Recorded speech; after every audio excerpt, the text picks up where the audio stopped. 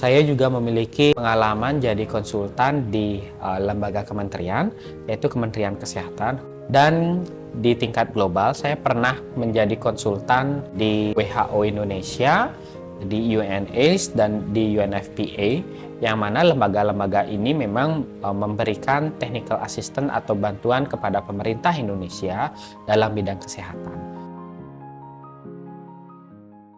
Nama saya Ngakan Putu Anom Harjana, bisa dipanggil Anom.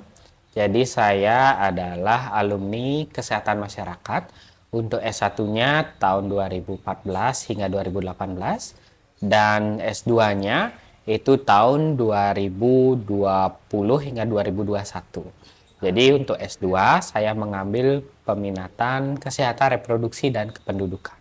Jika kita bicara tentang peluang kerja dari lulusan kesehatan masyarakat, ini memang tidak hanya bisa bekerja di puskesmas ya teman-teman, tetapi di berbagai bidang. Salah satunya adalah menjadi konsultan.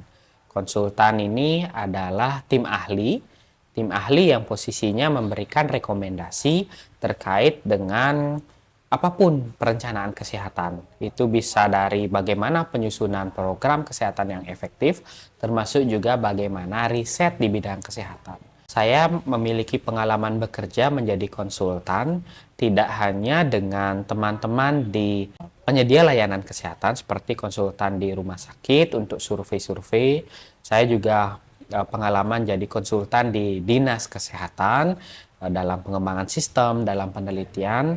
Dan saya juga memiliki pengalaman jadi konsultan di lembaga kementerian, yaitu Kementerian Kesehatan, khususnya dalam perencanaan program untuk HIV dan AIDS. Dan di tingkat global, saya pernah menjadi konsultan di WHO Indonesia, di UNAIDS, dan di UNFPA, yang mana lembaga-lembaga ini memang memberikan technical assistance atau bantuan kepada pemerintah Indonesia dalam bidang kesehatan. Dan posisi saya waktu itu konsultannya adalah sesuai dengan topik dan jurusan yang saya dalami, yaitu tentang kesehatan reproduksi, khususnya isu tentang HIV dan AIDS. Jika kita lihat sebenarnya seorang lulusan Kesmas itu sudah dibekali set skills yang sangat lengkap, mulai dari kemampuan penalaran, kemampuan komunikasi, kemampuan manajerial atau kepemimpinan, dan yang terakhir kemampuan untuk advokasi dan bahkan kemampuan riset seperti itu. Nah, berkaca dari itu, pengalaman saya dalam bidang konsultan ini, kalau kita lihat tanggung jawab konsultan itu kan sebagai tim ahli yang memberikan konsultasi dalam menyelesaikan masalah yang dihadapi oleh lembaga yang meng-hire konsultan tersebut. Contohnya waktu itu saya diminta oleh salah satu lembaga PBB untuk menjadi konsultan di bidang perencanaan program kesehatan, khususnya program HIV. Jadi set skill yang diperlukan tentu skill untuk mengidentifikasi masalah. Jadi kita harus tahu nih masalah yang ingin diselesaikan apa, besaran masalahnya seperti apa, dan mengapa masalah ini penting untuk diselesaikan. Nah, agar bisa menjawab output jadi konsultan itu, kita harus bisa mengidentifikasi masalah yang ada. Dan di kesehatan masyarakat, skill tentang berpikir kritis, skill tentang penelitian, termasuk juga memahami epidemiologi dari suatu penyakit, itu akan sangat bermanfaat. Kedua adalah konsultan itu terkadang diminta untuk berinovasi dalam menyediakan layanan kesehatan yang lebih inovatif dibandingkan dengan yang sebelumnya. Nah, di sini memang skill yang diperlukan adalah skill untuk memahami inovasi ataupun peluang-peluang program-program yang bisa diterapkan di suatu wilayah seperti itu. Contohnya misalkan ketika kita ingin menerapkan suatu program pencegahan HIV di suatu daerah, kita harus tahu di daerah tersebut sejauh ini yang sudah berjalan programnya seperti apa. Lalu mengapa program yang sudah ada ini tidak bisa maksimal? Apa penyebabnya? Dan ketika kita ketemu penyebabnya, apa yang bisa kita lakukan? Seperti itu. Jadi skill untuk mengidentifikasi masalah, skill untuk melakukan inovasi untuk memberikan intervensi kesehatan itu juga sangat penting. Dan yang terakhir adalah skill riset. Skill riset atau skill untuk penelitian ini sangat penting. Karena ketika kita menjadi konsultan, kita bisa memberikan rekomendasi, itu kan tidak sekedar, oke, saya suka memberikan saran seperti ini, karena menurut saya solusi A ini adalah saya senang menjalani. Kita tidak bisa menggunakan kata-kata senang seperti itu. Atau menggunakan, oke, saya yakin solusi ini akan berhasil tanpa dasar yang jelas. Ketika kita memiliki skill di bidang riset atau penelitian, kita akan terbiasa untuk menyajikan suatu argumen atau solusi itu berdasarkan data dan fakta. Misalkan saya mengusulkan suatu intervensi kesehatan itu berdasarkan hasil penelitian.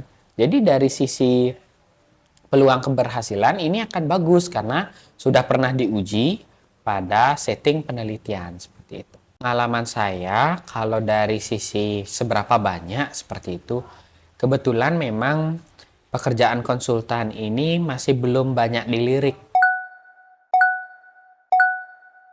Pengalaman menjadi konsultan ini ada banyak sekali yang saya dapat, teman-teman ya. Pertama, menjadi konsultan ini membuat saya kenal banyak orang. Jadi dari sisi jejaring, koneksi, kita akan secara tidak langsung dengan bekerja jadi konsultan, kita akan terpapar untuk koneksi itu. Tidak hanya stakeholder atau koneksi dengan orang-orang di lokal di daerah, tetapi juga di nasional bahkan internasional. Karena kita ketika bicara konsultan, konteksnya kan tidak hanya situasi lokal tadi gitu. Itu pertama. Kedua, dari sisi kemampuan komunikasi. Konsultan yang tidak bisa berbicara itu tidak akan survive dalam dunia konsultan. Meskipun idenya sederhana, tapi ketika seseorang bisa mengomunikasikannya dengan baik, itu akan menjadi nilai plus. Pengalaman saya adalah ketika jadi konsultan ini saya belajar bagaimana menyusun pesan secara efektif dan berkomunikasi secara efektif. Jadi pengalaman saya dulu di awal-awal ketika presentasi misalkan, oke, saya presentasinya panjang-panjang slide-nya atau presentasinya membosankan. Nah, ketika jadi konsultan ini saya belajar bahwa ternyata presentasi atau menyampaikan ide itu tidak hanya harus duduk, ada slide PPT yang diputar, tapi kita kadang bisa sambil makan, bisa sambil jalan di eskalator atau ngobrol beberapa detik di lift ketika pertemuan. Itu juga salah satu strategi komunikasi untuk menawarkan ide atau solusi seperti itu. Dan yang berikutnya adalah dari sisi manfaat finansial, konsultan ini biasanya dari sisi honor atau penghasilan ini di atas rata-rata UMR. Apalagi tipikal konsultan yang hitungannya ada dua jenis pengalaman saya. Konsultan yang dihitung by project, by deliverable, atau by luaran pekerjaan. Misalkan nih, teman-teman menjadi konsultan untuk menghasilkan sebuah buku. Jadi, teman-teman akan dibayar ketika berhasil menyelesaikan buku itu. Atau tipe konsultan yang lainnya adalah konsultan berdasarkan harian. Jadi perharinya teman-teman akan dibayar misalkan berapa dolar, 200 atau 300 dolar seperti itu. Jadi nanti bisa dihitung berapa hari teman-teman bekerja menjadi konsultan ini, maka fee-nya akan menyesuaikan. Dan pengalaman saya memang ketika jadi konsultan, apalagi teman-teman konsultan lembaga luar negeri, itu memang dari sisi fee atau penghasilan, ini hitungannya dolar. Jadi cukup menjanjikan sebenarnya penghasilan menjadi konsultan. Pengalaman menjadi konsultan ini sebenarnya tidak terencana. Saya belum pernah kepikiran bahkan ketika mahasiswa itu akan menjadi konsultan. Jujur, karena saya baru tahu peluang pekerjaan konsultan ini bahkan ketika saya tamat S2 gitu. Jadi awalnya dulu ketika S1 memang saya suka sibuk di bidang penelitian. Jadi ketika ada dosen yang minta tolong untuk bantu mengumpulkan data, minta tolong untuk melakukan analisis, saya tertarik untuk ikut karena memang di sana saya suka analisis data.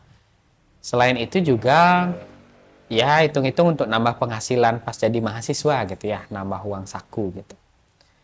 Kedua ternyata dari secara tidak langsung saya ikut kegiatan dosen, ikut penelitian, ternyata ini menjadi motivasi saya. Sepertinya kalau saya melanjutkan pendidikan menjadi peneliti akan lebih baik gitu. Karena itu saya memutuskan ketika tamat S1 tahun 2018, saya tidak memilih bekerja di instansi seperti di dinas-dinas atau di layanan kesehatan, tetapi saya memang memfokuskan bekerja di lembaga riset.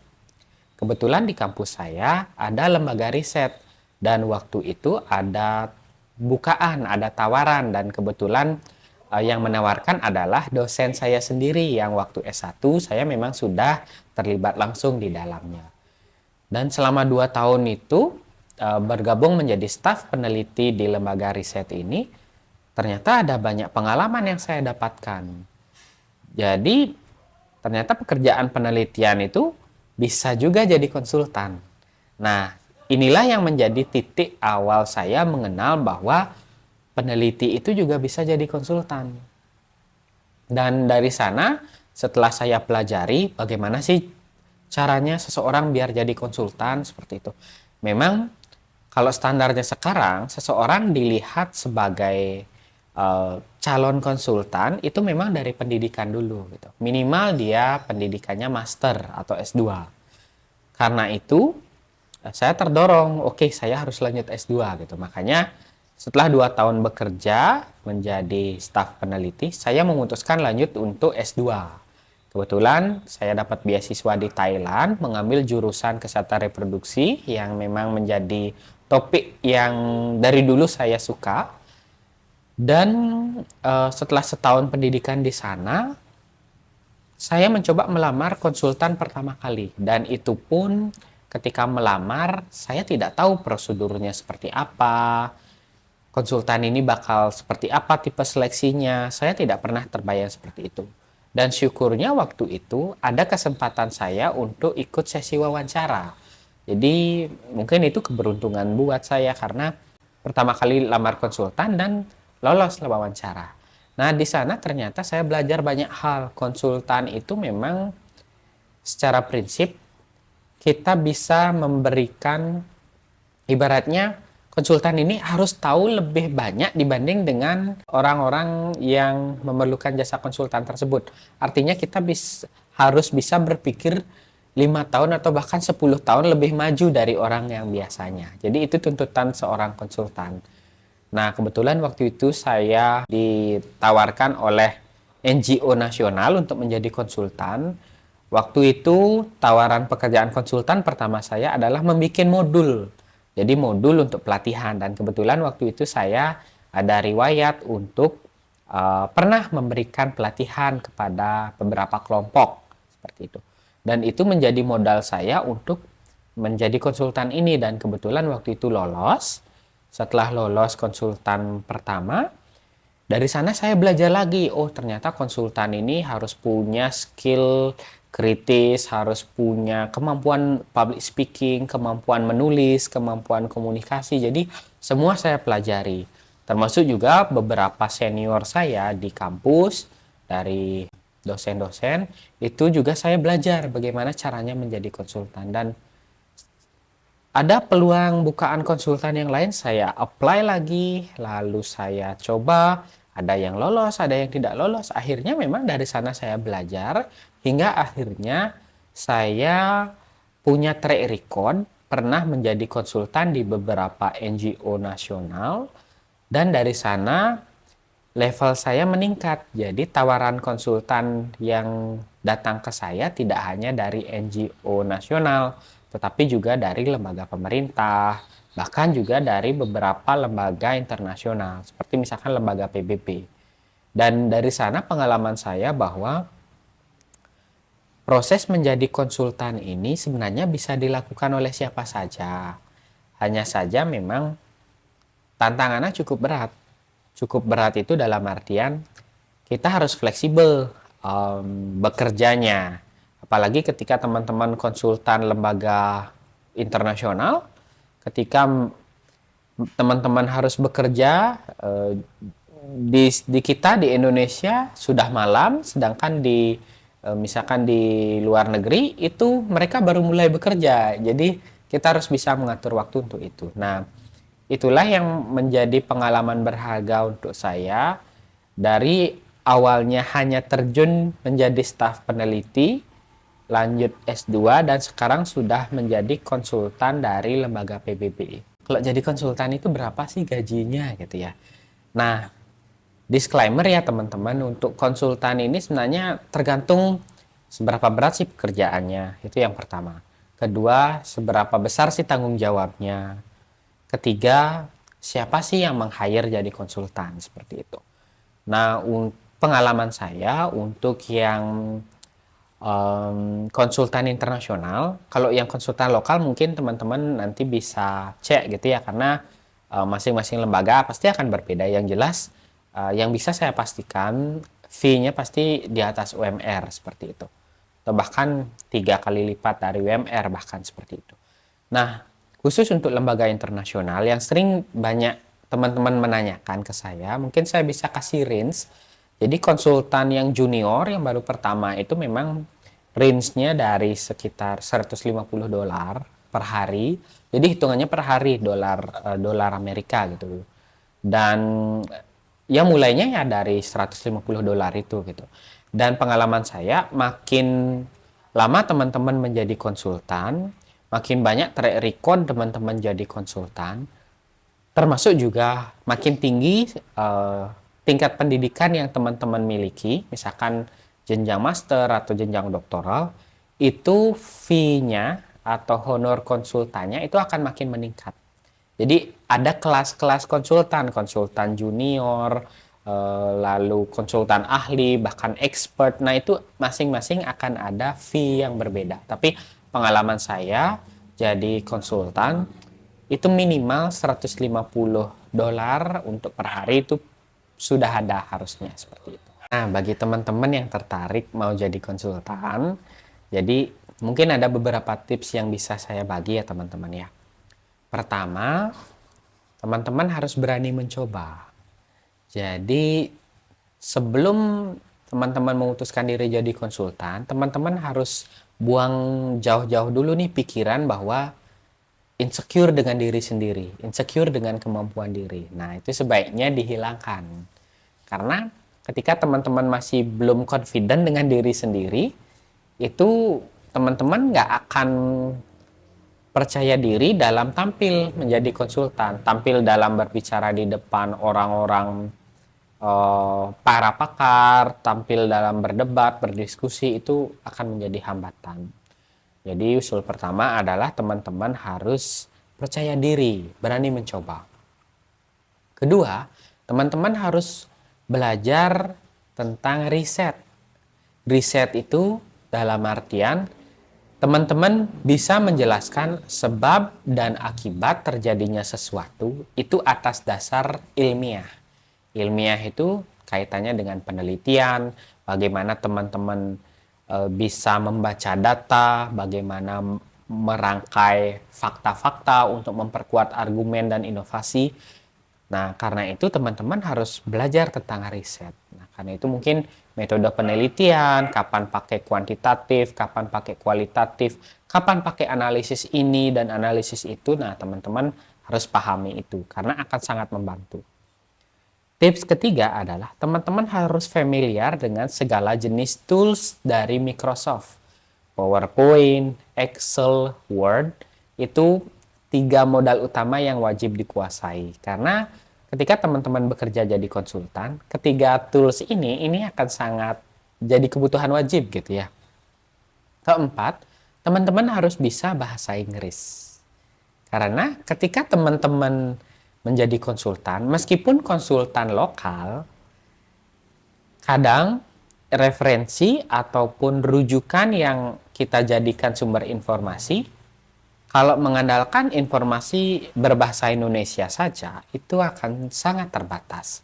Sedangkan ketika kita jadi konsultan, kita dituntut berpikir beberapa tahun ke depan, lebih maju, atau lebih tahu sekian kali lipat dibanding dengan yang lain. Dan literatur berbahasa Inggris atau bahasa asing itu akan sangat membantu. Jadi, kemampuan bahasa Inggris tidak hanya penting ketika teman-teman mencari informasi, tetapi juga dalam bekerja. Misalkan teman-teman harus bikin laporan dalam bahasa Inggris, harus presentasi dalam bahasa Inggris. Nah, karena itu memang harapannya skill bahasa Inggris ini harus teman-teman miliki. Selanjutnya adalah tips mengelola energi. Saya tidak menyarankan teman-teman tips untuk mengelola waktu atau time management, karena time management itu akan sulit dilakukan ketika energi kita tidak balance. Dalam artian, dalam sehari kita maksimal punya waktu 24 jam. Hari ini 24 jam, besok 24 jam, lagi 2 hari 24 jam. Itu sudah pasti. Tetapi yang berbeda adalah energi yang kita miliki itu berbeda-beda. Hari ini bisa jadi teman-teman sangat bersemangat. Besok bisa jadi mungkin agak mood-moodan. Lagi 2 hari mungkin karena kecapean nggak akan maksimal. Jadi yang menentukan teman-teman bisa bekerja dan bisa menyelesaikan pekerjaan itu bukan waktu, tetapi energi. Nah, karena itu ketika teman-teman bisa memanage energi, teman-teman harus bisa memprioritaskan pekerjaan mana yang diambil dulu dengan energi seberapa. Jadi nanti tidak akan ada istilah, oh saya akan kekurangan waktu. Gitu. Pengalaman saya ketika saya buatkan jadwal dengan time management sesuai teori yang paling bagus, terkadang kalau kita nggak memiliki energi untuk melakukan job desk sesuai timeline yang kita buat, itu juga nggak akan bisa jalan. Jadi saran saya teman-teman harus mulai belajar untuk memanage energi, untuk mengelola energi yang teman-teman miliki. Tips terakhir yang mungkin sangat penting ketika teman-teman jadi konsultan adalah teman-teman bisa mengelola budget. Nah, konsultan ini seringkali meskipun kita diminta konsultasi tentang inovasi, kegiatan, intervensi, atau aktivitas-aktivitas yang mendukung penyelesaian masalah, terkadang aktivitas itu erat kaitannya dengan seberapa banyak sih budget yang harus kita siapkan. Jadi ketika teman-teman jadi konsultan, saran saya teman-teman harus bisa mengelola budget. Misalkan budget yang efektif seperti apa, lalu bagaimana meningkatkan efisiensi, merancang kegiatan yang efektif efisien seperti itu. Jadi sebaiknya teman-teman harus bisa mengelola budget dengan baik. Kebetulan sesuai dengan bidang studi saya kesehatan masyarakat dengan fokusnya adalah kesehatan reproduksi. Dan kebetulan isu kesehatan reproduksi yang selama 5 tahun ini sejak tahun 2018 saya geluti itu adalah isu tentang HIV/AIDS. Nah, apa sih pekerjaan saya menjadi konsultan HIV/AIDS ini? Nah, saya berawal dari menjadi peneliti, lalu menjadi konsultan. Jadi memang basicnya basic peneliti. Jadi pekerjaan konsultan yang saya kerjakan selama ini memang kaitannya dengan penelitian, kaitannya dengan pengembangan media-media, pengembangan intervensi. Jadi sebagai contoh, saya mengembangkan modul tentang bagaimana menciptakan layanan HIV dan IMS yang komprehensif di situasi bencana. Lalu ada beberapa modul dan penelitian tentang bagaimana keterlibatan remaja dan disabilitas dalam program HIV. Nah, jadi dalam pekerjaan konsultan ini saya merancang kira-kira program atau kegiatan seperti apa nih yang efektif untuk melibatkan remaja dan disabilitas dalam program pencegahan HIV.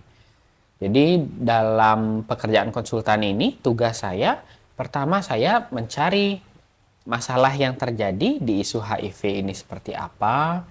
Kedua, mencari pendekatan yang selama ini sudah berjalan apa dan apa kelemahan inovasi yang ada saat ini dalam melibatkan remaja dan disabilitas untuk program HIV.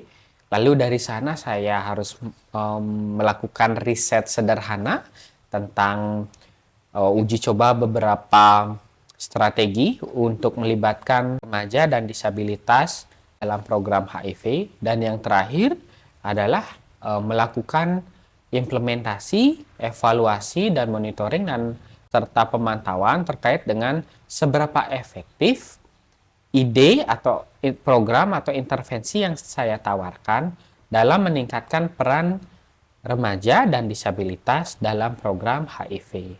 Jadi kerangkanya memang pekerjaan yang saya lakukan selama ini adalah konsultan di bidang riset. Baik teman-teman, mungkin sekian video sharing dari saya. Nah, bagi teman-teman yang mungkin ada keinginan untuk menjadi konsultan, jadi saran saya, teman-teman bisa coba segala jenis kesempatan. Meskipun teman-teman awalnya ragu tentang kemampuan diri sendiri, tapi dengan teman-teman mencoba, dengan belajar setiap prosesnya, mengevaluasi, memperbaiki diri untuk jadi yang lebih baik. Jadi saya yakin teman-teman bisa menjadi konsultan yang ahli, yang profesional, serta memiliki reputasi yang baik. Jadi semoga video singkat dari saya ini dapat menginspirasi teman-teman untuk mencoba menjadi konsultan, khususnya konsultan bidang riset maupun di bidang program kesehatan. Dari saya mungkin demikian teman-teman. Sampai jumpa di sesi-sesi lainnya. Terima kasih.